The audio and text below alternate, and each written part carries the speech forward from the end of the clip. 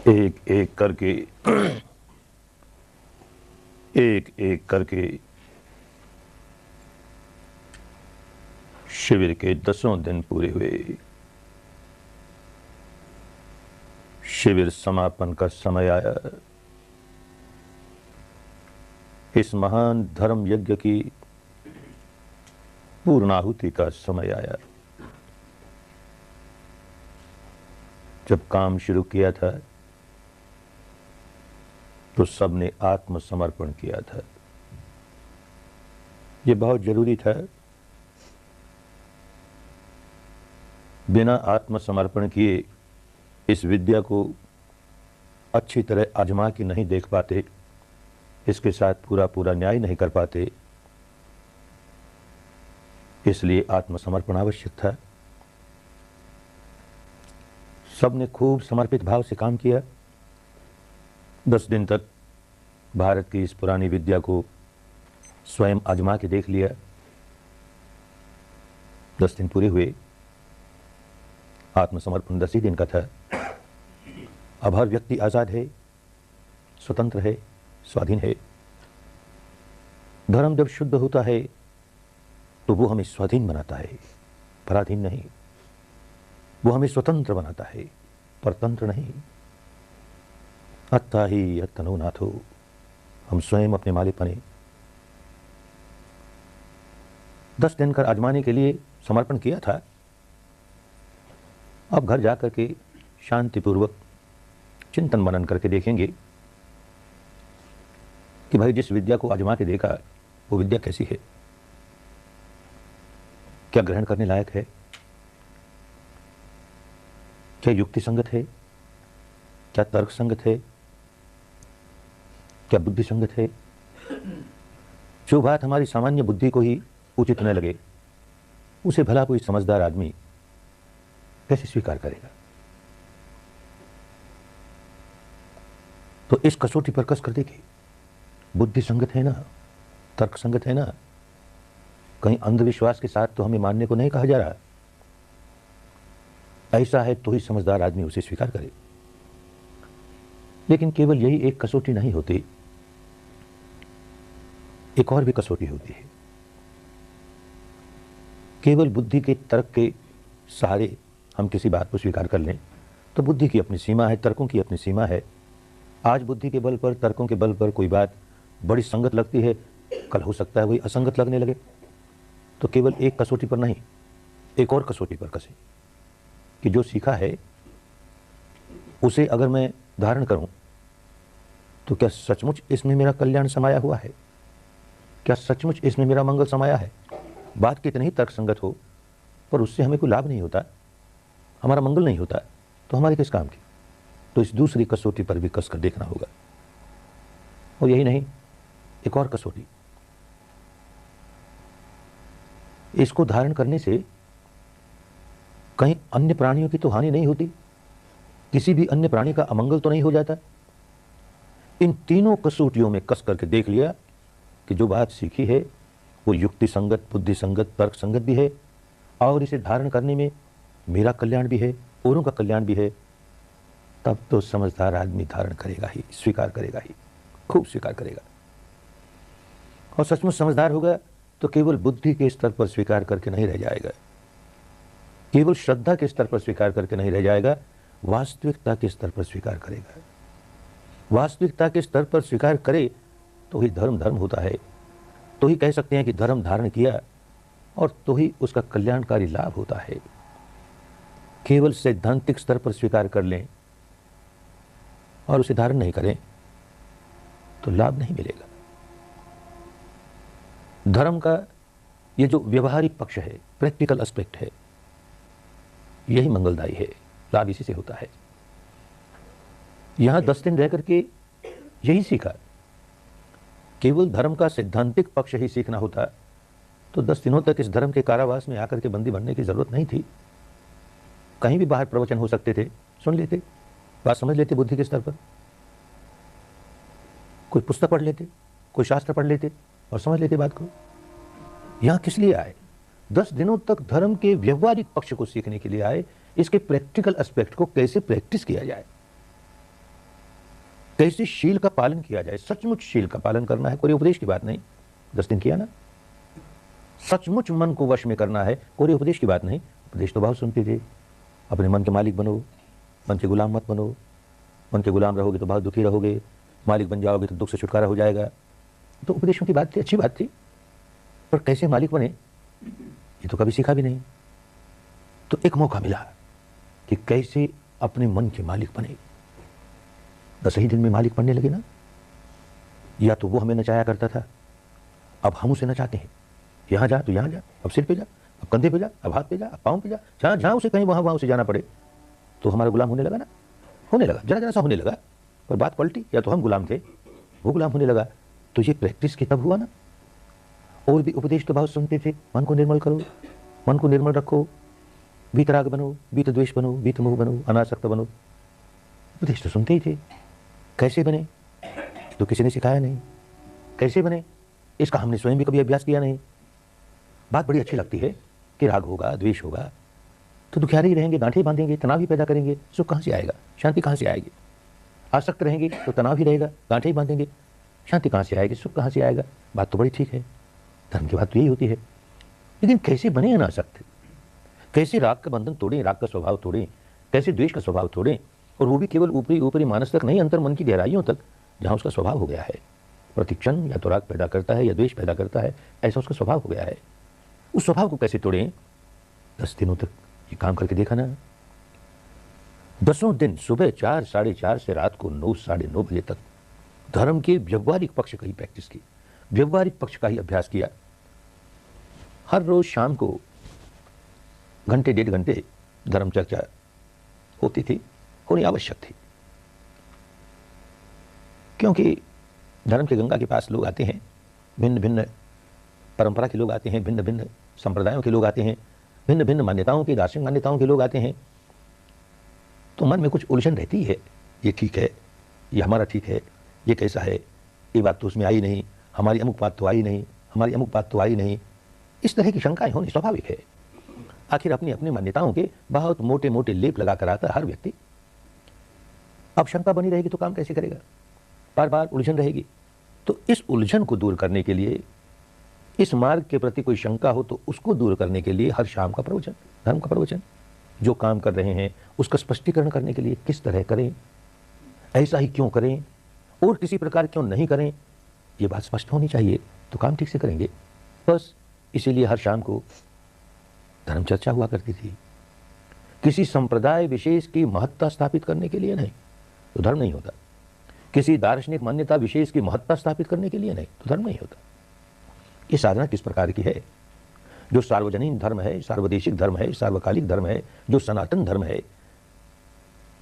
उसका अभ्यास कर रहे हैं तो इसको सनातन धर्म कैसे माने, इसको सार्वजनीन कैसे माने, ये बात समझ लेने के लिए, इसका संप्रदाय से कोई लेन देन नहीं, इस बात को भी अच्छी तरह समझ लेने के लिए हर शाम के प्रवचन।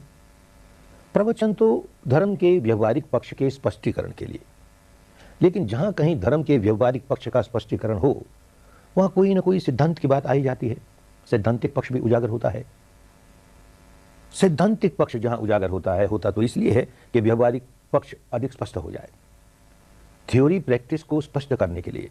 लेकिन थ्योरी जहां आई, सैद्धांतिक पक्ष जहां आया, हो सकता है किसी किसी के मन में कोई बात ठीक ना लगे, ये बात तो ठीक नहीं, हमारी परंपरा से जरा भी मेल नहीं खाती, और बेचारे की जितनी बुद्धि है उससे समझता है मेरी बुद्धि से भी मेल नहीं खाती, ये बात ठीक नहीं, ये बात ठीक नहीं। तो कहते हैं भाई, ये प्रवचनों में जो सैद्धांतिक बातें सामने आई उनमें से जो बात ठीक न लगे उसे निकाल बाहर करें, जो बात ठीक लगे उसे ग्रहण कर ले, कुछ विशेष खोया नहीं उससे।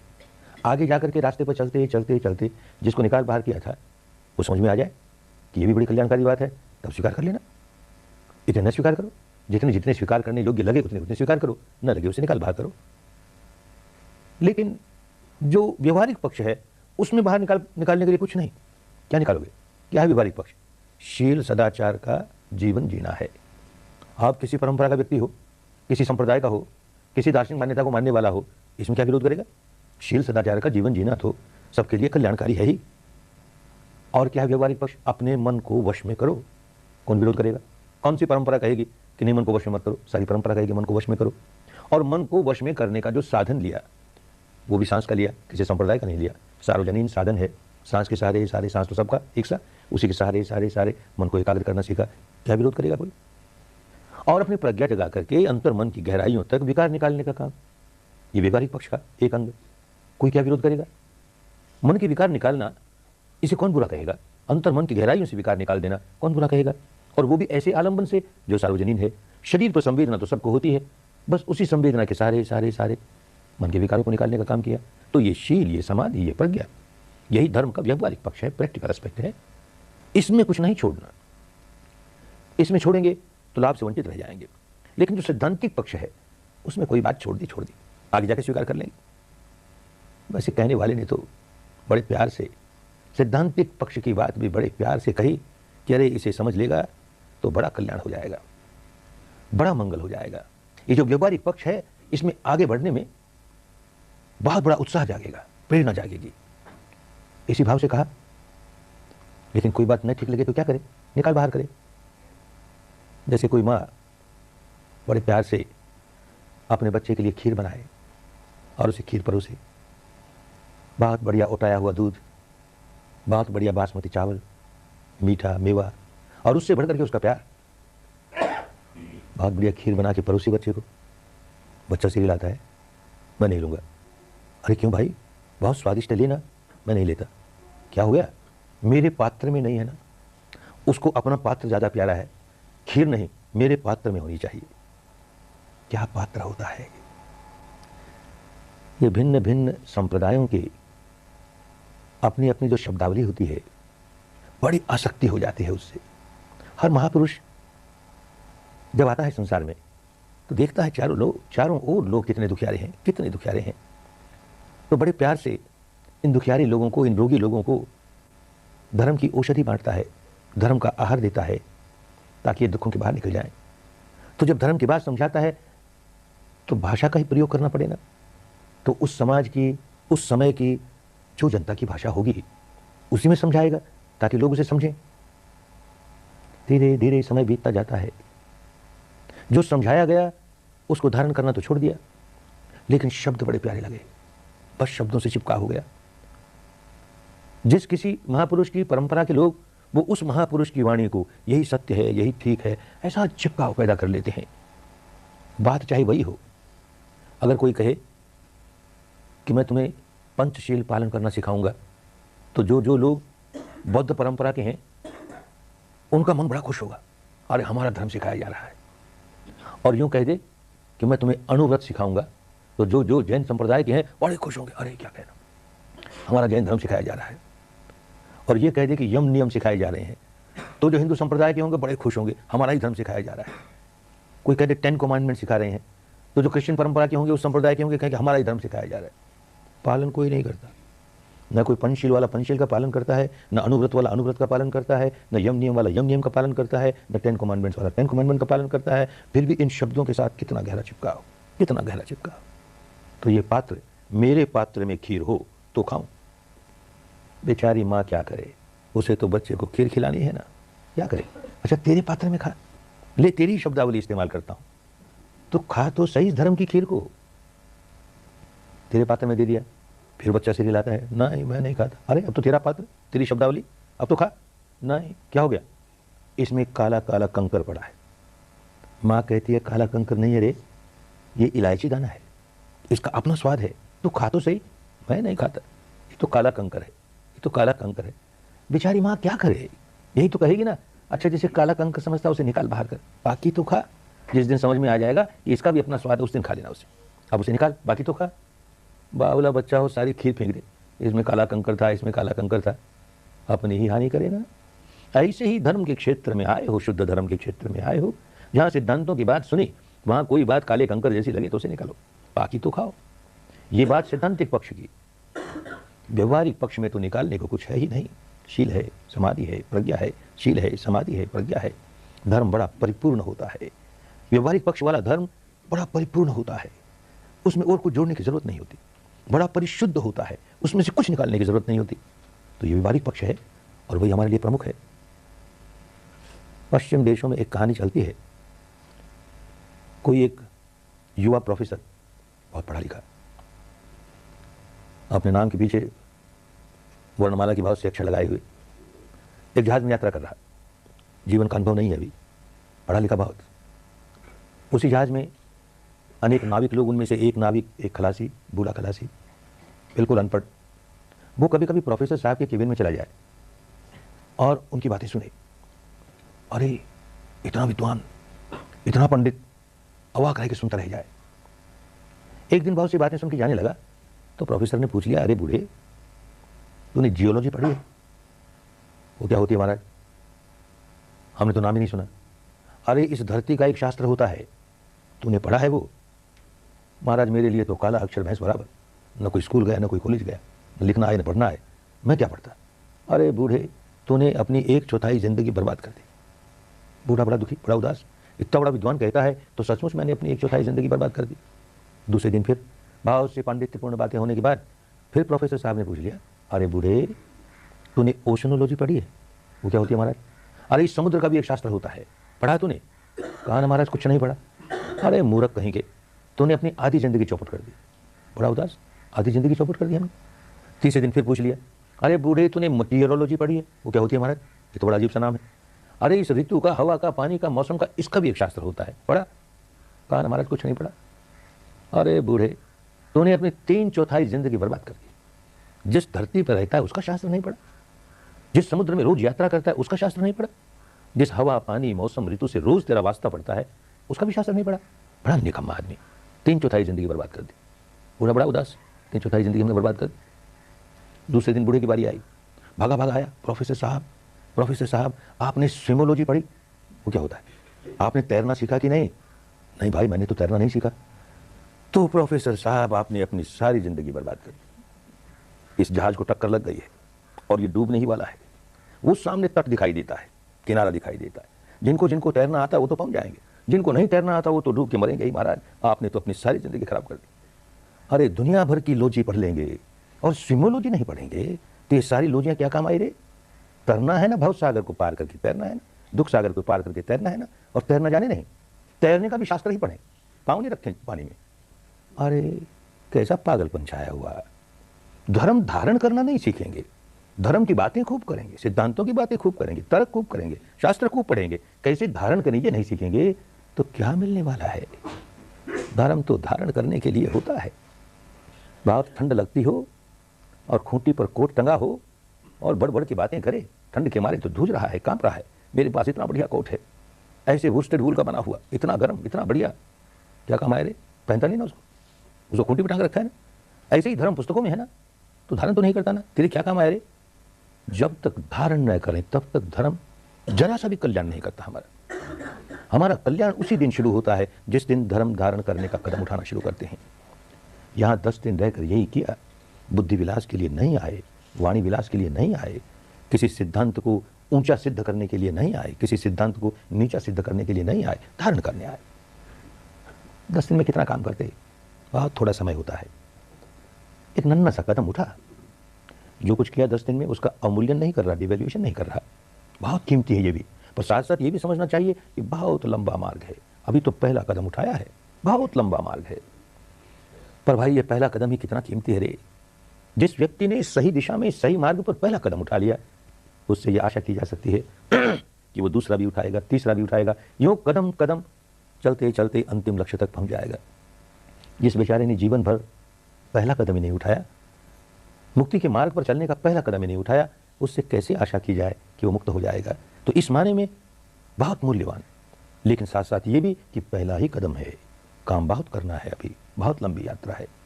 इन 10 दिनों में तो बस ये हुआ कि जैसे बहुत उपजाऊ धरती में कोई बहुत बढ़िया बीज बो दिया गया और वो बीज अंकुरित होकर के फूटा, एक नन्हे से पौधे के रूप में फूटा, बस इतना ही काम। अब उस पौधे की बहुत देखभाल करनी होगी। जो कुशल माली होता है वो बड़े बड़े पेड़ों की सेवा नहीं करता, जो नन्ही नन्ही पौध है, नन्हे नन्हे पौधे हैं, उनकी बहुत देखभाल करता है। चारों ओर बाड़ लगा देता है, कोई गाय बकरी आगे न चल जाए, समय पर पानी, समय पर धूप, समय पर छां, बहुत सेवा करता है। यूं सेवा करते करते वो नन्हा सा बिरुआ बढ़ते बढ़ते बढ़ते विशाल वृक्ष का रूप धारण कर लेता है, बहुत गहरी जड़ों वाला, बहुत मोटे तने वाला। तब वो सेवा नहीं चाहता। क्या सेवा की जरूरत है उसे? कोई बाड़ बाड़ लगाने की जरूरत नहीं, कौन गाय बकरी आके उसे चल जाएगी। अब उसको पानी देने की, धूप देने की, छां देने की जरूरत नहीं, वो अपनी जरूरतें प्रकृति से खुद ही ले लेता है, हमारी जरा भी सेवा नहीं लेता। अब तो बदले में हमारी सेवा करने लगता है, खूब सेवा करता है। जो कुछ उपजाता है हमारे लिए ही उपजाता है और हमें देता है, उपजाता है और हमें देता है, हमारी सेवा करने लगा। ठीक ऐसे ही ये धर्म का बिरुआ है, अभी नन्हा सा है, बहुत सेवा चाहेगा, बड़ी सेवा करनी पड़ेगी, चारों ओर बाड़ लगा के रखनी पड़ेगी, कोई गाय बकरी आके ना चल जाए, समय पर धूप, समय पर छां, समय पर पानी, खूब सेवा। और ये बढ़ते बढ़ते बढ़ते जब विशाल वृक्ष का रूप धारण कर लेगा, बहुत गहरी जड़ों वाला, बहुत मोटे तने वाला, इसको सेवा की जरूरत नहीं, फिर ये हमारी सेवा करने लगेगा, खूब सेवा करेगा, देगा ही देगा हमें। अरे ऐसी शीतल छां देगा, धर्म का वृक्ष है ना, ऐसी शीतल छां देगा जैसी कभी देखी नहीं, ऐसे सुंदर फूल देगा कभी देखे नहीं, ऐसे मीठे फल देगा कभी चखे नहीं, देगा ही देगा। इस वक्त तो इसकी सेवा करनी पड़ेगी, बाड़ लगाए रखनी पड़ेगी, नहीं तो कोई ना कोई गाय बकरियां चल ही जाएगी। क्या बाड़ लगाएंगे, कौन गाय बकरियां ऐसे चल जाएगी। जैसे कहा, भिन्न भिन्न मतांतरों के लोग धर्म की गंगा के पास आते हैं, शिविर में शामिल होते हैं, अपनी अपनी मान्यताएं लेकर आते हैं, काम करते हैं, बात समझ में आने लगती है, बड़ी श्रद्धा से काम करते हैं, लाभ होता है। लेकिन जब घर लौट के जाते हैं तो घर वाले प्रश्न करेंगे, परिवार के लोग प्रश्न करेंगे, रिश्तेदार प्रश्न करेंगे, मित्र प्रश्न करेंगे, और समाज के लोग प्रश्न करेंगे, कहाँ गया था, अरे क्या सीखा वहाँ पर। तो धर्म में गोपनीय तो कुछ है नहीं, जो सीखा वो बता दोगे। और कोई ऐसा उलझा हुआ व्यक्ति होगा, वो ये क्या करने गया, तो ये तो अपना धर्म नहीं है, ये तो पराया धर्म है, और पराया धर्म तो बड़ा भयावह है, बड़ा खतरनाक, तो कहाँ चला गया। यार कच्चा पक्का साधक होता है, घबरा जाता है, अरे पराया धर्म सचमुच में कहाँ चला गया, मैंने क्या कर दिया, सुबह शाम की साधना बंद, बस गाय बकरियां चली गई। और बाढ़ लगाए रखेगा तो कोई गाय बकरियां नहीं चलेगी, क्या बाढ़ लगाएगा। जब कहीं ऐसे प्रश्न उठेंगे, प्रश्न तो उठने ही वाले हैं, जैसे ही अपने समाज के लोगों के पास जाओगे वो प्रश्न उठाएंगे ही, तो उनको उत्तर देने के लिए, समझाने के लिए ये बाढ़ है कि भाई वहाँ जाकर के मैंने जो कुछ सीखा वो वही सीखा जो इस बाढ़ के भीतर है। ये जो बिरुआ है ना, बाढ़ के भीतर क्या बिरुआ है, क्या सीखा, वहाँ मैंने शील कैसे पालन करूँ, सदाचार का जीवन कैसे जीऊँ, ये सीखा। बताओ इसमें क्या खोट है, इसमें क्या बुराई है, क्या जवाब देगा, क्या खोट बताएगा। और इस बाढ़ के भीतर जो बिरुआ है, उसका दूसरा पक्ष, दूसरा कदम, कि मन को वश में करने सीखा, और वो भी सांस के सहारे, किसी संप्रदाय में बंद करने। बताओ क्या दोष है, क्या दोष बताएगा। और तीसरी बात कि यहाँ अपनी प्रज्ञा जगानी सीखी, और प्रज्ञा जगा करके केवल ऊपर ऊपर के विकार नहीं, अंतर मन की गहराइयों के विकार निकालने सीखे, और सो भी शरीर की संवेदनाओं के आधार पर, जो सबकी एक जैसी होती है, जैसे सांस सबका होता है वैसे शरीर की संवेदना सबकी होती है, उसके सहारे मैंने विकार निकालना सीखा। क्या दोष है, क्या दोष बताएगा। इस तीनों को छोड़ करके चौथी बात नहीं, ये जो दार्शनिक मान्यताओं की बात है, झगड़ों की बात है, ये सारी इस बाढ़ के बाहर, इस बाढ़ के अंदर तो शील समाधि प्रज्ञा, शील समाधि प्रज्ञा, और कुछ नहीं। बाहर का झगड़ा बाहर का झगड़ा, उससे हमको लेन देन नहीं।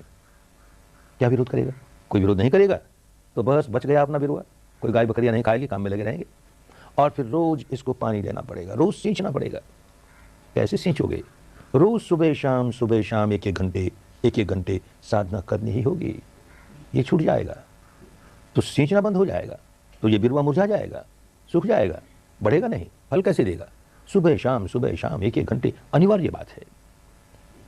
कोई कुछ साधक कहता है, अरे बाबा ये क्या नमाज गले में पड़ गई, रोज के 2 घंटे कहाँ से लाए हम। इतने काम वाला व्यक्ति सुबह 1 घंटा, शाम 1 घंटा, कहाँ से, 24 घंटे में से 2 घंटे दे दे इसको, हमसे नहीं होगा। एक बार मन को दृढ़ कर ले, जैसे यहां पर अधिष्ठान शुरू किया, मन को दृढ़ किया, 1 घंटे बिना पांव खोले, बिना हाथ खोले, बिना आंख खोले बैठूंगा ही, और कितनी पीड़ा हुई, बैठना मुश्किल हो गया, फिर भी हिम्मत करके बैठे रहा, तो 2, 4, 5 दिन होते होते आसान हो गया बैठना। ऐसे ही अधिष्ठान करे कि मेरी चाहे जितनी हानि हो, मैं सुबह शाम 1 घंटे बैठूंगा ही, और 1 साल तक बैठूंगा। 1 साल का अधिष्ठान करे। जो लोग साधना छोड़ देते हैं, खूब समझते हैं लाभ है इससे, बड़ा अच्छा है, छोड़ देते हैं। जो छोड़ देते हैं वो सारे के सारे पहले साल भर में छोड़ देते हैं। जिस व्यक्ति ने साल भर निभा लिया वो जीवन भर निभाएगा, फिर नहीं छूटती। और साल भर जो निभा रहा है उसी में ये बात समझ में आने लगेगी कि जो मैं सुबह शाम 1 घंटा दे रहा हूं, अपना समय बर्बाद नहीं कर रहा, अपने समय का सदुपयोग कर रहा हूं। जो व्यक्ति जिस किसी जिम्मेदारी में है, जिस तेरी काम में, धंधे में जो जिम्मेदारी उस व्यक्ति की है, देखिएगा ये साधना बड़ी काम आने लगी। 2 घंटा खराब कहाँ हो रहे हैं। एक बात तो बड़ी जल्दी यही समझ में आने लगेगी कि रोज 8 घंटे सोने वाला व्यक्ति सुबह शाम घंटे भी बचना करे तो अब 7 घंटे में उसकी नींद पूरी हो जाएगी। 8 घंटे सोने की जरूरत नहीं। जो रोज 7 घंटे सोने वाला 6 घंटे में नींद पूरी हो जाएगी, 6 घंटे सोने वाला 5 घंटे में नींद पूरी हो जाएगी। घंटा भर तो नींद से ही निकल आएगा, आसानी से निकल आएगा। और जागने पर भी कहाँ जागते हैं, यहाँ आलस में पड़े रहे, वहाँ आलस में कितना समय खोते हैं। विपश्ची साधक एक एक क्षण की कीमत जान गया, समय खोएगा नहीं, जागा तो लग गया काम में, अपना समय नहीं बर्बाद करेगा, कितना समय बचेगा। और फिर काम करने की ताकत इतनी बढ़ जाएगी। जो व्यक्ति जो जिम्मेदारी का काम कर रहा है, देखिएगा पहले जिस काम को 8 घंटे में पूरा करता था और थक कर चूर चूर हो जाता था, अब देखिएगा उतना ही काम 7 घंटे में पूरा हो गया, 6 घंटे में पूरा हो गया, और बड़ी ताजगी बनी हुई है, कहीं थकान नहीं है। ये सुबह शाम की बैठक का फल क्यों ऐसा होता है? रोज सुबह शाम विपश्यना करते हैं तो कोई कर्मकांड नहीं पूरा कर रहे, अपने मन को निर्मल करने का काम कर रहे हैं। मन जब निर्मल नहीं होता है तो उलझा रहता है, भीतर जाले रहते हैं। जैसे कोई समस्या आई सामने तो निर्णय नहीं ले पाता, ये करूं कि वो करूं, ये ठीक रहेगा कि वो ठीक रहेगा, और इस तरह से हिचकता हुआ निर्णय करता है तो अक्सर गलत निर्णय करता है। अब विपश्यना से मन अधिक निर्मल होता चला जाएगा, प्रांजल होता चला जाएगा, तो जैसी कोई समस्या आएगी तुरंत उसकी गहराई में जाएगा, उसके कारण को समझेगा, तुरंत समाधान होगा, तुरंत निर्णय लेगा, और सही निर्णय लेगा तो समय बचा, काम करने की ताकत बढ़ जाती है, बहुत बढ़ जाती है। एक बहुत उज्जवल उदाहरण हमारे गुरुदेव सियाजी उबाखिन का। बहुत गरीब घर में जन्मे, माता पिता के पास इतना पैसा नहीं था कि ऊंची पढ़ाई कर सके, मैट्रिक तक की पढ़ाई की, सरकार ने वजीफा दिया, स्कॉलरशिप दिया, लेकिन फिर भी कॉलेज की पढ़ाई नहीं कर सके। जीवन यापन के लिए इधर उधर नौकरी ढूंढते ढूंढते, छोटी मोटी नौकरियां करते करते अकाउंटेंट जनरल की ऑफिस में एक क्लर्क की नौकरी मिल गई। बस यहीं से स्थिर होकर के जीवन यापन का काम शुरू किया। कुछ समय बीतने पर सुना कि नदी के उस पार एक किसान रहता है, सयाता जी नाम था उसका, और वो विपश्यना सिखाता है, 10 दिन की शिविर लगाता है।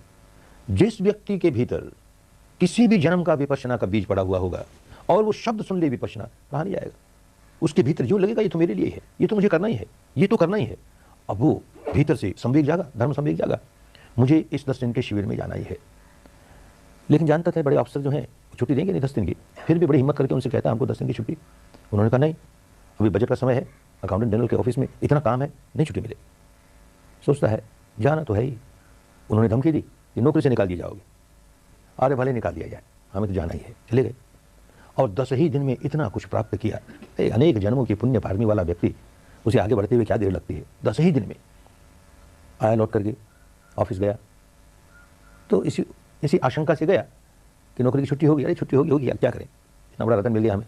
गया तो देखता है टेबल पर एक लिफाफा पड़ा है, छुट्टी का लिफाफा है, नौकरी से बर्खास्त करने का लिफाफा है। खुलता है और उसमें पढ़ता है तुम्हारा प्रमोशन हो गया, पहले जो पोस्ट था उससे ऊंचा पोस्ट हो गया, पहले जो नौकरी थी उससे ऊंची नौकरी हो गई। इसका मतलब ये नहीं कि जो शिविर में आए घर जाने पर सबको प्रमोशन का लेटर मिलेगा। मिलता है लोगों को, किसी किसी को चिट्ठी लिखते हैं हमारा ये हो गया, हमारा ये हो गया, अपने अपने पुण्य भार में, अपनी अपनी पुण्य भार में। अब इस रास्ते जो पड़ा सो पड़ा, अपनी जिम्मेदारियां सारी निभा रहा है, खूब अच्छी तरह काम करता है और इस ध्यान के मार्ग में आगे बढ़ता चला गया। ये मार्ग ही ऐसा है धर्म का कि लोक भी सुधरता है, परलोक भी सुधरता है, लोकोत्तर अवस्था तक पहुंचाता है। हर कदम कल्याणकारी, हर क्षेत्र में कल्याण ही कल्याण। ये व्यक्ति बढ़ते बढ़ते देश का पहला अकाउंटेंट जनरल बन गया। बर्मा देश आजाद हुआ तो सरकार ने सारे शासन का बर्मीकरण किया, स्वाभाविक था। शासन में जितने ऊंचे अधिकारी थे सारे के सारे या तो अंग्रेज थे या भारतीय थे। अब बर्मों का राज हुआ तो वो जरूर चाहेंगे कि सारे के सारे बर्मी ऑफिसर हों, तो और जगह तो बड़ी आसानी से मिल गए। अकाउंटेंट जनरल की ऑफिस में कहाँ से लाएं? बर्मे बेचारे अपने स्वभाव से ही हिसाब किताब के बड़े कच्चे होते हैं, उनको रस नहीं हिसाब किताब में। तो उस ऑफिस में तो बर्मा कोई गिनती के ही दिखे, तो ये छोटे ऑफिसर उबाखिन, इनको अकाउंटेंट जनरल बनाया गया। बर्मी सरकार का, स्वतंत्र बर्मी सरकार का पहला अकाउंटेंट जनरल, इस डिपार्टमेंट का हेड। और लोग जो बर्मी थे, कोई ICS था, कोई BCS था, उनमें से कई ऐसे जिनको अभी हेड ऑफ द डिपार्टमेंट का स्थान नहीं मिला, ये केवल मैट्रिक पढ़ा हुआ। धर्म अपना काम करता है और जब उस स्थान पर आया, उस पोजीशन पर, तो कितना बड़ा काम करके दिखाया। अकाउंटेंट जनरल बनते ही देश के प्राइम मिनिस्टर के पास जाता है कि आपने इतनी बड़ी ऑफिस दी हमें, इस ऑफिस का एक कमरा ऑफिस के काम में नहीं किसी दूसरे काम में लूंगा। क्या दूसरे काम में लोगे? उस कमरे में अपने ऑफिस के कर्मचारियों को 10-10 दिन का शिविर लगा के विपश्यना सिखाऊंगा। और कोई प्राइम मिनिस्टर होता तो डांट पड़ती, ये प्राइम मिनिस्टर बड़ा भला, बड़ा धार्मिक व्यक्ति, अरे उबाखिन जरूर करो, ये तो अच्छी बात है, जरूर करो। और उस अकाउंटेंट जनरल की ऑफिस में, उस छोटे से कमरे में हर महीने 10-10 दिन का शिविर, 10 दिन का शिविर, 5 बैठे 10 बैठे, 5 बैठे 10 बैठे, ऑफिस के लोग बैठने लगे। 4-5 वर्ष में सारी ऑफिस का काया पलट हो गया। बहुत भ्रष्टाचार था अकाउंटेंट जनरल की ऑफिस में। किसी को सरकार से कितने ही जायज़ पैसे क्यों न लेने हो, बिल तो जाएगा AG ऑफिस से, और AG ऑफिस वाले तब तक पास नहीं करेंगे जब तक उनका कर नहीं चुक जाए, 1%, 2% कुछ होगा उनका। और फिर सब अकाउंट में बड़े पक्के हैं ना, अकाउंटेंट जनरल से लेके पियोन तक बांट लेंगे आपस में। अब तो अकाउंटेंट जनरल उबाखिन है, ऐसा धर्म पुरुष कैसे होने देगा? तो कुछ तो बहुत कड़ा अनुशासन, बड़े कड़े अनुशासन वाले व्यक्ति थे। ऐसा नियम बनाया कि जिस व्यक्ति के पास कोई आवेदन पत्र आवे 48 घंटे में उसको फैसला लेना पड़ेगा। कोई उलझन है, फैसला नहीं ले सकता, कोई कठिनाई है, मेरे पास लाओ, मैं फैसला लूंगा। मेरे पास भी नहीं लाता, 48 घंटे में फैसला भी नहीं करता, तो नीयत खराब है, निकल बाहर करेंगे। कुछ लोगों पर कड़ा अनुशासन के मारे एक्शन ली, पर भाई डंडे के जोर से कोई बदलता नहीं, कोई सुधरता नहीं दुनिया में। सुधार किससे हुआ? ये जो धर्म की गंगा में डुबकी लगनी शुरू हुई, धर्म की गंगा में डुबकी लगनी शुरू हुई, बदलने लगे। लोगों में चर्चा हो गई, चर्चा का विषय बन गया अकाउंटेंट जनरल की ऑफिस, भ्रष्टाचार का अड्डा। अब वहाँ भ्रष्टाचार देखने को नहीं, क्या हो गया? प्राइम मिनिस्टर सुनता है बड़ा खुश, बड़ा भला प्राइम मिनिस्टर था, ईमानदार था, चाहता था देश का शासन सुधरे। जिस देश का शासन सुधरता है उस देश की प्रजा सुधरने लगती है।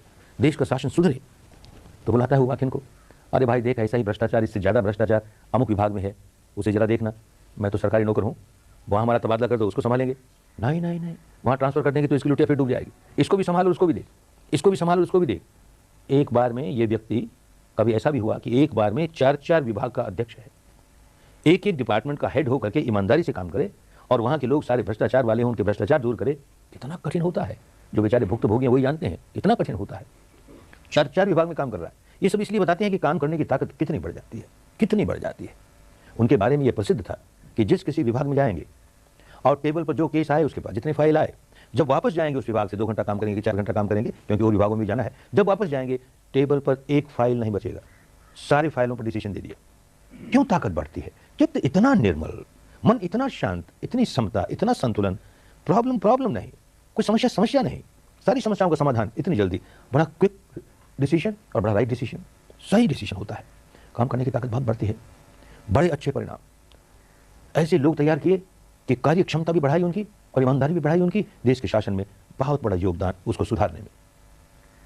55 वर्ष की उम्र में सरकारी नियमों के अनुसार रिटायर हुए। सरकार कहती है बाबा तुम नहीं रिटायर होना, तुमको तो काम करना ही पड़ेगा, तुम्हारे जैसा आदमी कहाँ मिले हमें, तो 1 साल और एक्सटेंशन, 1 साल और, यूँ 3 साल एक्सटेंशन देने के बाद तो गवर्नमेंट सर्वेंट रूल्स, 3 साल के बाद एक्सटेंशन नहीं, तो सरकार बदलती है रूल्स को। ये रूल सब पर लागू होंगे, उबाखिन पर नहीं होंगे, इसको तो काम करना ही पड़ेगा। तो 4 साल, तो 5 साल, तो 7 साल, तो 10 साल, तो 12 साल, 67 वर्ष का बूढ़ा हो गया और किए जा रहा है। भाई नौकरी के लालच में नहीं, गृहस्थ है, नौकरी तो चाहिए ही, नौकरी नहीं लेता ऐसा नहीं है, लेकिन एक मोद होता है कि मेरे इस काम से कितने लोगों का भला हो रहा है। बार बार प्रश्न उठाते हैं लोग कि इस साधना से अनासक्त हो जाएंगे, आसक्ति ही नहीं रहेगी तो हम काम कैसे करेंगे? आसक्ति के मारे तो हमें जोश होता है, हम काम करते हैं, खूब राग जागता है तो काम करते हैं, आप कहते हैं राग निकाल दो, आसक्ति निकाल दो, तो हम तो बिल्कुल निकम्मे हो जाएंगे, अपना परिवार कैसे पालेंगे, अपनी जिम्मेदारी कैसे निभाएंगे? क्योंकि अनासक्त होकर काम करना कभी सीखा ही नहीं, जाना ही नहीं कि अनासक्त होकर भी काम किया जा सकता है। गुजरेगा इसमें से तब जानेगा। जितना आसक्त होकर काम करता है उससे कई गुना ज्यादा काम करेगा, अनासक्त होकर के बात बदल जाएगी।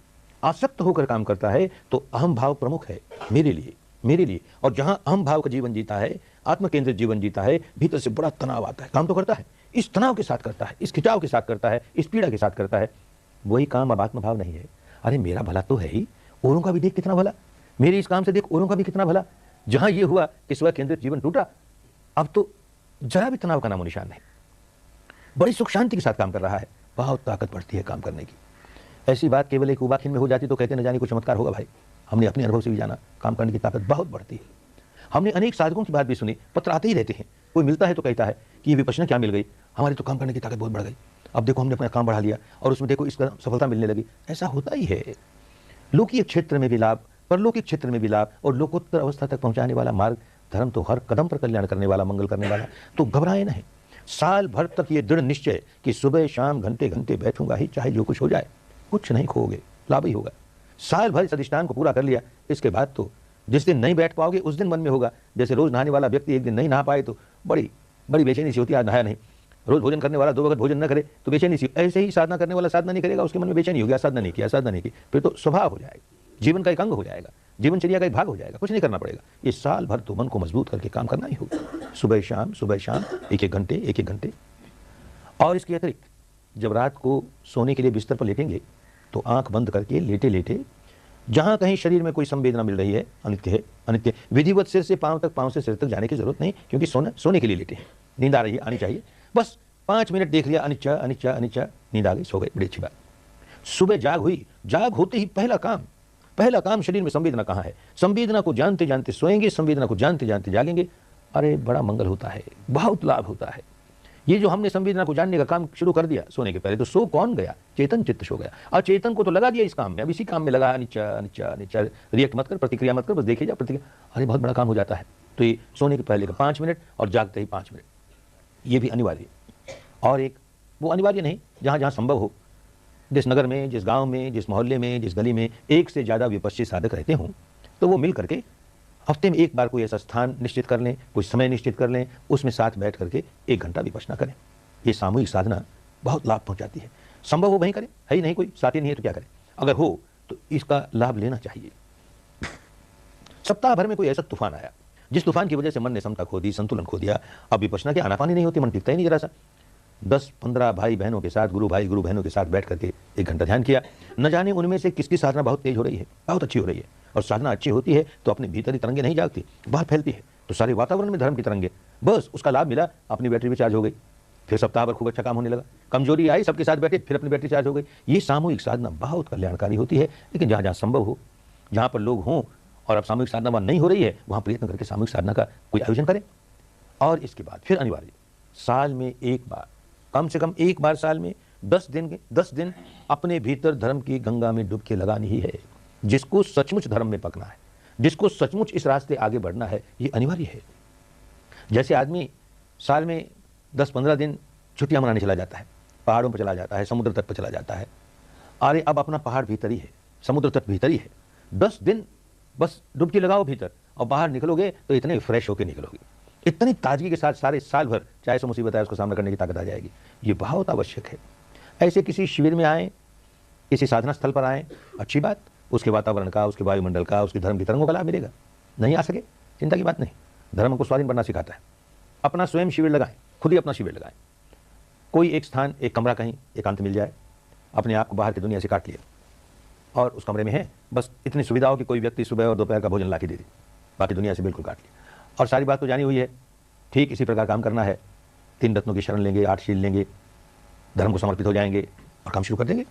3-3.5 दिन आना पाना, उसके बाद विपश्यना, बस सारी की सारी विधि तो यही है, यही नियम है, यही अनुशासन है, यही समय सारणी है। अपना स्वयं शिविर लगाएंगे। स्वयं शिविर लगाने के पहले अगर याद रहे तो अपने मार्गदर्शक को सूचना भेज दें कि अमुक दिन अमुक जगह मैं अपना स्वयं शिविर लगा रहा हूँ या लगा रही हूँ। अच्छा है, मार्गदर्शक क्या करेगा, मार्गदर्शक अपने मंगल मैत्री देगा, काम तो खुद को ही करना पड़ेगा। लेकिन कभी किसी कारण से सूचना नहीं दे सके तो मन में कमजोरी नहीं आए, हमने अपने मार्गदर्शक को सूचना ही नहीं दी, हमारा शिविर कैसे सफल होगा, घबराए नहीं, जरूर सफल होगा, मंगल मैत्री फिर भी मिलेगी। कोई चमत्कार की बात नहीं है, सारा का सारा धर्म, कुदरत का कानून, विश्व का विधान, नियमों के अनुसार सारी बात चलती है। होता क्या है समझे, जिस समय कोई व्यक्ति अपने भीतर कोई विकार जगाता है, क्रोध जगाए, वासना जगाए, भय जगाए, जो विकार जगाता है, हर विकार की अपनी तरंग होती है, हर शब्द की अपनी तरंग होती है। विकार जगाए एक तरह की तरंग, क्रोध जगाया क्रोध की एक प्रकार की तरंग। अब सारे विश्व में जहां जहां इस प्रकार की तरंग है उसके साथ ही समरस हो जाएगा, ट्यून अप हो जाएगा। तो बाहर इस प्रकार की जितनी तरंग है उसके साथ ट्यून अप होकर के अपनी तरंग को और तेज कर लेगा। जो क्रोध जगा है वो बाहर की तरंगों से मिल करके और तेज हो गया। ठीक इसी प्रकार साधना करने बैठोगे तो भले थोड़ा थोड़े क्षण ऐसे मिलते हों, वीत रागता के क्षण, वीत द्वेषता के, वीत मोह के। वीत राग का जो तरंग है, जब उसको हमने पैदा किया, वो तरंग जागी तो सारे विश्व में आज के पहले भी जो संत हुए, आज भी जो संत हैं, उनकी वीत रागता की तरंगों के साथ अपने आप समरस होने लगा, तो बल मिलने लगा, मंगल मैत्री मिलने लगी। और क्या मंगल मैत्री होती है। एक घटना पैगंबर मोहम्मद साहब के जीवन की, जैसे सभी संतों के जीवन में होता है, जीवन काल में बहुत से लोग विरोधी हो जाते हैं, इनके जीवन में भी ऐसा हुआ, कुछ लोग बड़े विरोधी हो गए। एक इनका ही अपना शिष्य जो प्रमुख शिष्य था, कभी इनसे लड़के अलग चला गया और बड़ी निंदा करे, इनकी निंदा करे, इनकी शिक्षा की निंदा करे। किसी दूसरे शिष्य ने सुनी ये बात तो आया पैगंबर साहब के पास कि वो आपका पुराना शिष्य था ना, आजकल बड़ी बेटों की बातें करता है, आपके खिलाफ बोलता है, धर्म के खिलाफ बोलता है, बेचारा समझा नहीं, उलझा हुआ है, इसलिए इतना अकुशल काम कर रहा है, आप मेरे साथ चलिए, उसे समझा दीजिए तो ये गलती करना बंद कर देगा। संत आदमी थे, कहा चलो भाई समझा देंगे, हमारा क्या बिगड़ता है। गए, दोनों के दोनों पहुंचे उसके पास। अब इसके पहले कि पैगंबर साहब कुछ बोले, ये जो साथी आया था ये वकील बन गया, ये समझाने लगा, और समझाते समझाते आपस में तू मैं हो गई, लड़ाई हो गई, गाली गलौज हो गई, हाथापाई होने लगी। तो पैगंबर साहब खिसक गए। इसने देखा हमारे गुरु बड़े अजीब, जब बात बड़ी हाथापाई हुई तो निकल गए, तो भागा उनके पीछे पीछे। आपने ये क्या किया महाराज, उस वक्त तो आपकी जरूरत थी और आप चले आए। अरे तू नहीं जानता, मैं जानता हूँ, जैसे ही तूने गाली गलौज शुरू किया, क्रोध जगाया, वैसे ही सारे फरिश्ते चले गए। तो मैं क्या करता, मैं भी चला गया। अरे जहां झगड़े फसाद होते हैं वहां कोई सम्यक देव कैसे रहेगा, कोई फरिश्ता कैसे रहेगा? उसको तो अपनी तरंगे मिलेगी, वहीं रहेगा ना। ऐसी तरंगों में, लड़ाई झगड़ों की तरंगों में तो कोई शैतान ही रहेगा, कोई दुर्देव ही रहेगा, सम्यक देव कैसे रहेगा? तरंगे जैसी हम पैदा कर रहे हैं ठीक वैसी ही तरंगों के साथ हम समरस होंगे। हमारे रेडियो की सुई को जिस मीटर बैंड पर हमने लगाया उस मीटर बैंड की क्या तरंग है, अब हजारों मील दूर कोई ब्रॉडकास्ट हो रहा है उसके साथ समरस हो जाएगा। प्रकृति का नियम है, कुदरत का नियम है, तो घबराना नहीं। सूचना नहीं दी तो भी मंगल मैत्री मिलेगी, धर्म का बल मिलेगा और स्वाधीन होना सीखोगे। ऐसे 10 दिन का स्वयं शिविर लगाओ। ये जो रोज सुबह शाम 1-1 घंटे, रात को सोते वक्त 5 मिनट, जागते ही 5 मिनट, और हो सके तो सप्ताह में एक बार सामूहिक साधना की 1 घंटा, और फिर अनिवार्य साल में 10 दिन का शिविर, ये अनिवार्य है। ये कम से कम है। किसी के पास इससे ज्यादा समय हो तो कोई रोक नहीं, इससे ज्यादा समय जब अपना काम कर रहे हैं, अपनी जिम्मेदारी पर लगे हैं, जो आदमी जिस जिम्मेदारी पर हो उस समय वही अपना ध्यान है, वही अपनी विपश्यना है, सारा ध्यान उस काम में लगाएंगे। लेकिन जैसे ही काम से निवृत्त हुए, भले 10 मिनट का ही अवकाश मिला, काम करते करते 10 मिनट कोई काम नहीं है, तो आंखें खुली है, मन भीतर है, अनिच्छा अनिच्छा अनिच्छा। गए कहीं किसी ऑफिस में, वेट करना पड़ा, बाहर वेट कर रहे हैं, आंखें खुली है, मन भीतर है, अनिच्छा अनिच्छा अनिच्छा। कल्याण हो गया ना। ये नहीं जाने तो क्या करे, ये देख मुझको बाहर बैठा दिया, घंटे भर तक हमारा समय खराब कर दिया, बड़ा अहंकारी है, उसके प्रति क्रोध ही क्रोध, द्वेष ही द्वेष। अरे तू क्रोध के बीज बोता है, अब अंधकार पैदा करता है, आगे के लिए अंधकार पैदा करता है, अब दुख पैदा करता है, आगे के लिए दुख पैदा करता है। विपश्चित साधक, ठीक विपश्चित साधक हुआ कभी नहीं करेगा। 1 घंटा वेट करना तो करना ही पड़ेगा भाई, इतने समय का उपयोग करे ना, तेरा मंगल हो, तेरा कल्याण हो, तेरा भला हो। तो जो बीज बोता है वो प्रकाश का बीज है, अपनी सुख शांति का बीज है। अब भी प्रकाश, आगे भी प्रकाश, अब भी सुख शांति, आगे भी सुख शांति। इस तरह से इस समय का उपयोग करना है। मनुष्य का जीवन बड़ा कीमती जीवन। जिस वक्त काम कर रहे हैं उस वक्त संवेदना देखने की जरूरत नहीं, सारा ध्यान काम में हो ताकि वो काम खूब सफल हो। काम से निवृत्त होते ही जितना समय है, आंख खोले खोले भी, आंख बंद करके ध्यान नहीं, आंख बंद करके ध्यान तो अपने घर पर या जहां गुरु भाई गुरु बहन बैठे हैं उनके साथ बैठे हो, तो और लोग, अजनबी लोग, अपरिचित लोगों के बीच में आंख बंद करके बैठोगे, ध्यान का दिखावा हो जाएगा। धर्म का जहां दिखावा हुआ धर्म डूब जाता है, लोगों को पता नहीं लगे कि ध्यान कर रहा है। अरे आंख खोले खोले जानते रहे, संवेदना जाननी है, अनित्य ही समझना है, समता में रहना है। लोगों क्या दिखाएंगे? जब कोई व्यक्ति कोई ऐसा चिन्ह धारण करता है जिससे ये पता लगे लोगों को ये बड़ा धार्मिक है, समझ लेना चाहिए बेचारे में कुछ कमी है, इसलिए दिखाना चाहता है मैं बड़ा धार्मिक हूँ। अरे जो सचमुच धार्मिक है क्या दिखावा करेगा? रे उसका जीवन बोलेगा धार्मिक है, उसका सारा व्यवहार बोलेगा धार्मिक है। तो बड़ी समझदारी के साथ, कहीं दिखावा ना हो जाए, जीवन में उतरे धर्म, बस यही ख्याल रहे, जीवन में उतरे धर्म। समय का खूब सदुपयोग हो। मान लो कि 10 दिन का शिविर लगा दिया और फिर 3 दिन की छुट्टी आ गई, मिल गई, वीकेंड की 2 दिन की छुट्टी मिल गई, 1 ही दिन की छुट्टी मिल गई, 1 दिन का स्वयं शिविर लगा दिया। ये जो छोटे स्वयं शिविर होंगे तो उनमें 1/3 आनापान, 2/3 विपश्यना। लेकिन जो सुबह शाम घर में ध्यान करेंगे उसमें जरूरी नहीं कि 1/3 आनापान और 2/3 विपश्यना। 1 ही घंटे का समय है विपश्यना में लगाना है। लेकिन कभी ऐसा हो कि मन बड़ा चंचल है, बड़ा सुस्त है, बड़ा प्रमादी है, काम नहीं करना चाहता, तो आनापान का प्रयोग करेंगे 5 मिनट, 10 मिनट, 15 मिनट। कभी ऐसी अवस्था हुई घंटे भर आनापान ही करना पड़ा तो घंटे भर आनापान किया, कुछ खोया नहीं।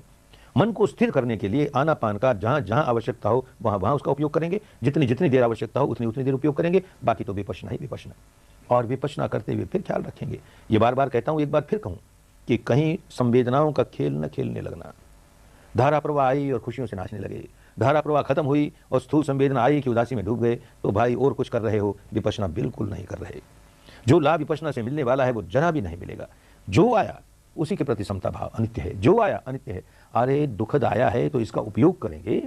ये दुखद संवेदना आती है तो ही हमारे जो द्वेष के संस्कार अनुशय में पड़े हैं, दबे हुए पड़े हैं, वो तभी उखड़ेंगे और कुछ में नहीं उखड़ते।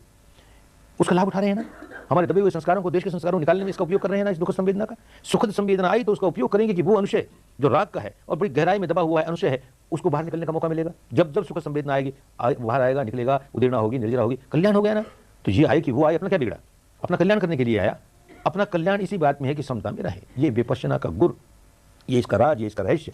एक और तो शरीर की संवेदना को जाने, संवेदना ही नहीं जाने और कहे मैं बड़ी समता में हूं, तो क्या समता में?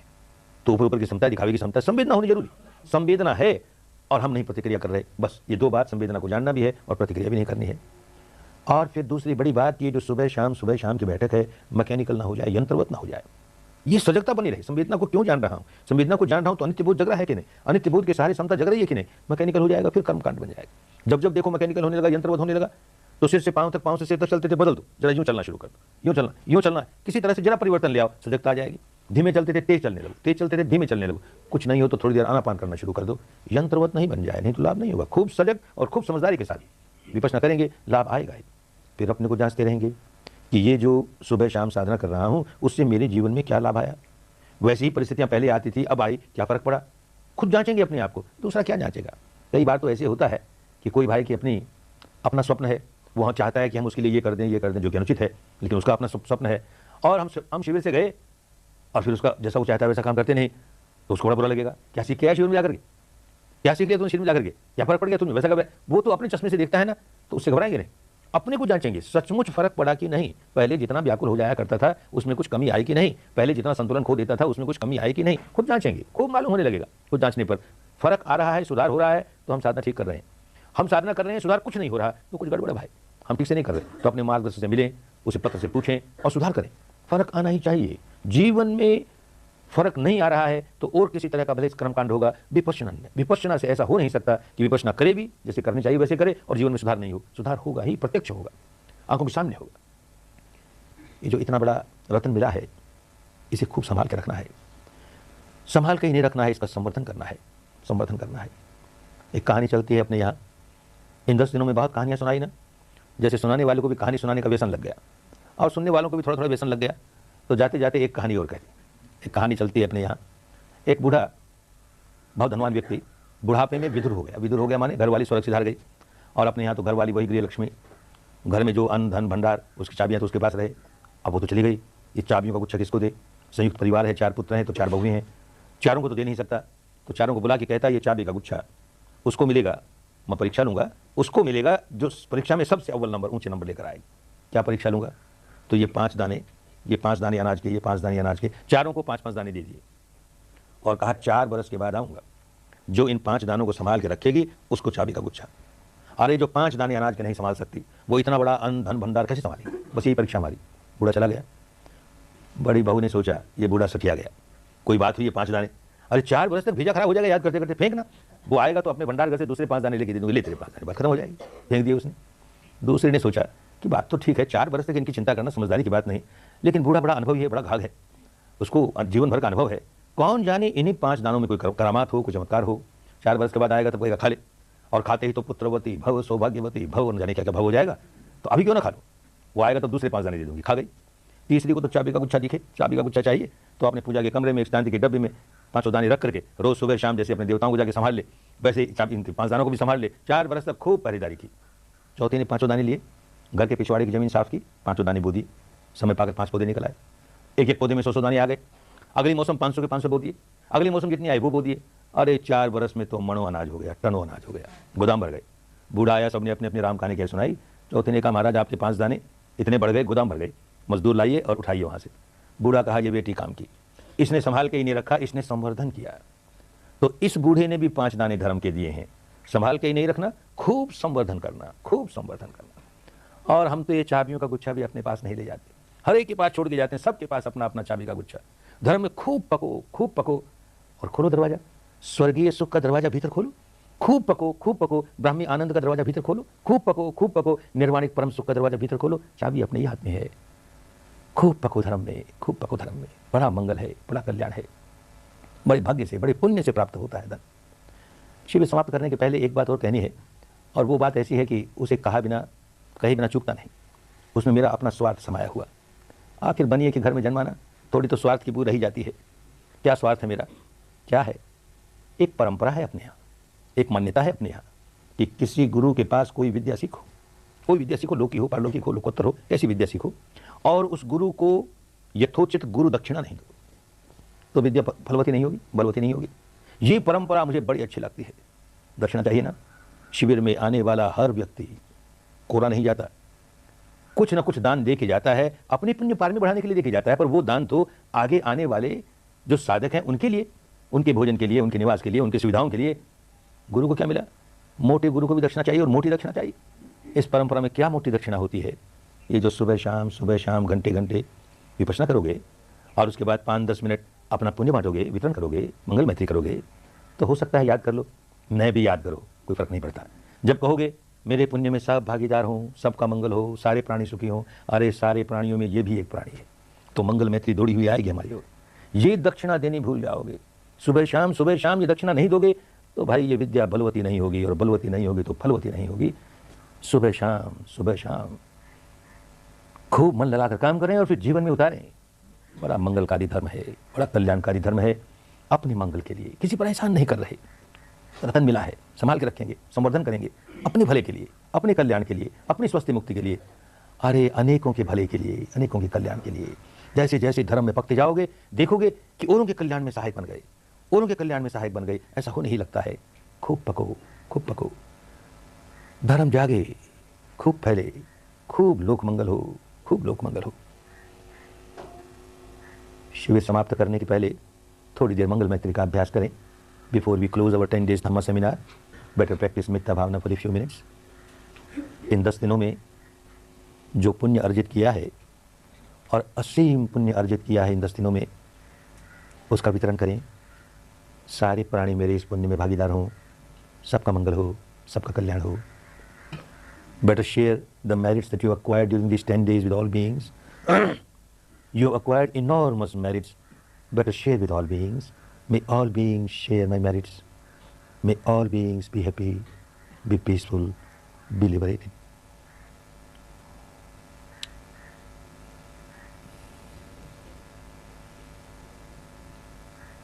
मेरे अर्जित पुण्य में भाग सभी कहूँ,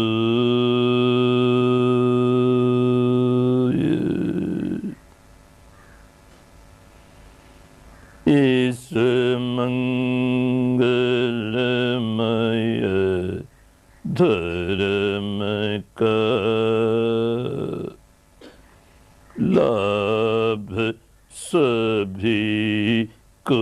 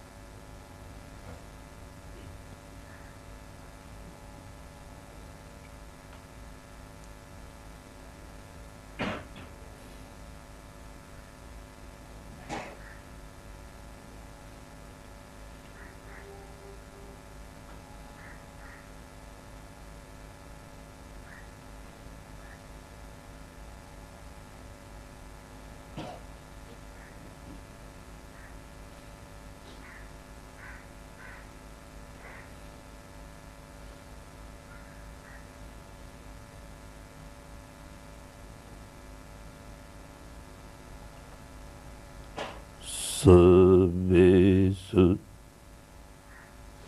चक्रवालेषु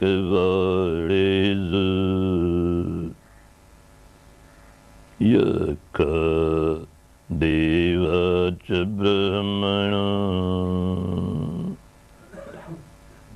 यं एकतं पुण्यं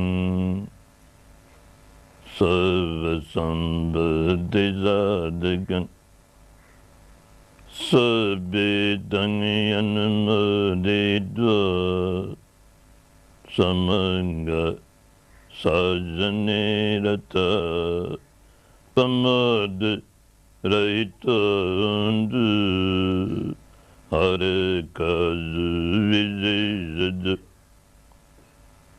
पुण्यभागमिदं जन्यं समंगदामकारिदं अनुमोदन्त तंजमे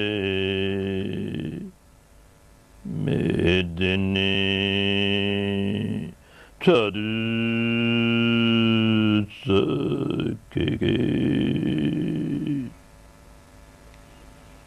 मेदिनी चरुसके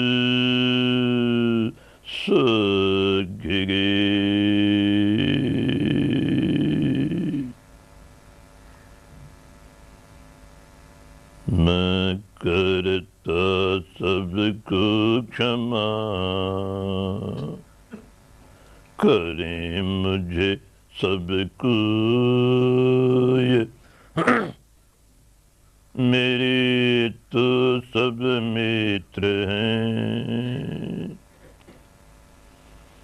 बैरी दिखे न कोई।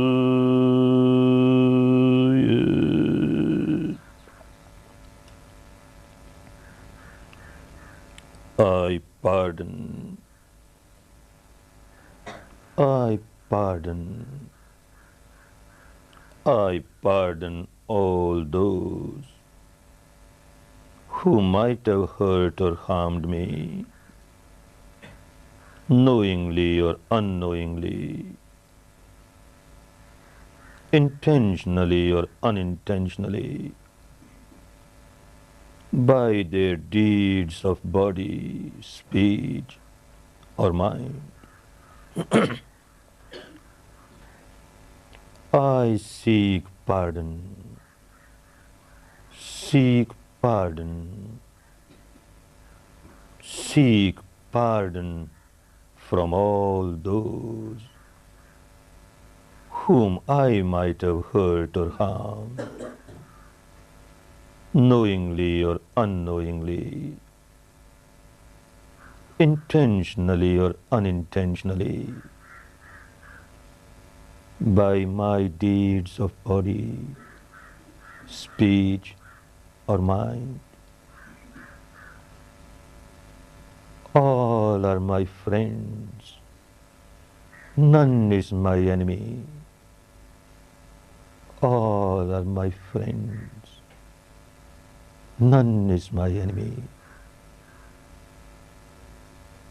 May all share my merits, share my peace, my harmony, share my Dhamma, Dhamma, Dhamma.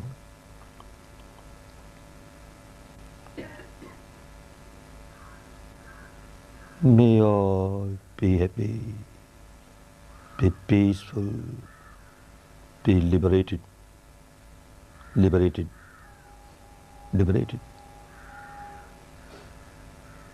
भला हो, मंगल हो, कल्याण हो, स्वस्थ मुक्ति हो। सर्वत्र सर्व मंगलम्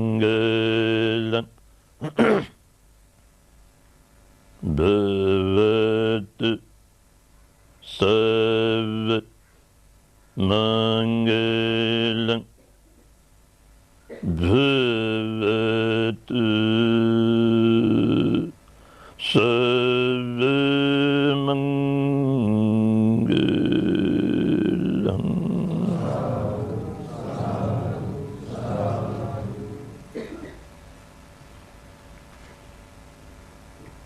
नमन करें सब धर्म को, धर्म करे कल्याण, धर्म सदा रक्षा करे, धर्म बड़ा बलवान। नमन करें हम धर्म को, धर्म करे कल्याण, धर्म सदा मंगल करे, धर्म बड़ा बलवान, धर्म बड़ा बलवान। नमन करें सब धर्म को, धर्म करे कल्याण, धर्म सदा रक्षा करे, धर्म बड़ा बलवान। नमन करें सब धर्म को, धर्म करे कल्याण, धर्म सदा मंगल करे।